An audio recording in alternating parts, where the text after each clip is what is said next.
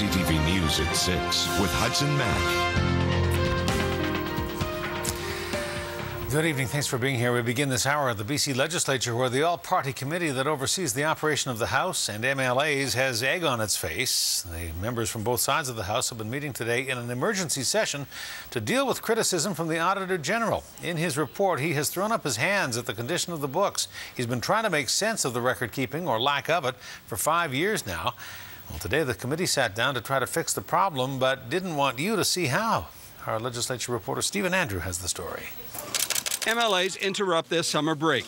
It's an emergency meeting to check on how $70 million of your tax dollars are spent every year at the Legislature and in MLA offices. They have supposedly been managing the operations of the Legislature for many years. But BC's Auditor General destroyed that illusion when he revealed the books at the Legislature are a mess, and there's been little, if any, oversight. I think that the Legislative Assembly can lift its game quite considerably, and I think that they should seriously consider actually producing a financial report the same way that I do every year.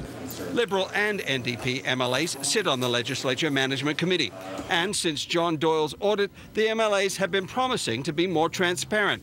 But being more open means more closed-door meetings.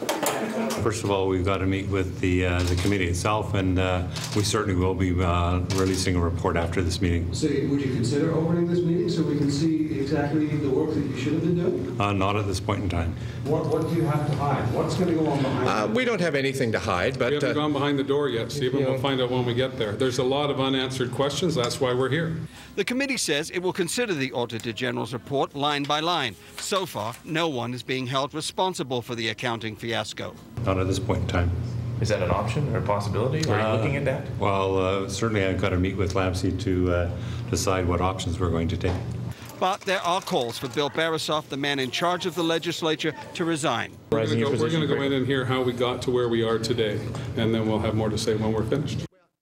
Stephen Andrew joins us now with more on the story, a late development. The committee, Stephen, has just broken its meeting. How does it say it's going to correct the issues raised? Well, they're still talking to reporters, Hudson, but they are swinging the doors wide open. The MLAs are making a number of changes, but probably the most significant, the meetings overseeing the operation of the Legislature will now be open and recorded by Hansard. So that means there's going to be a permanent record of what happens in those committee meetings. They're also going to be going behind closed doors from time to time, but how and why they're going to do that still has to be determined, but apparently it's going to be on a limited basis. And the committee is also meeting more frequently. They were meeting about once every year. Now they're going to meet once every 3 months. And we'll have more details on this on CTV News at 11. All right, Stephen Andrew, thanks. You're welcome.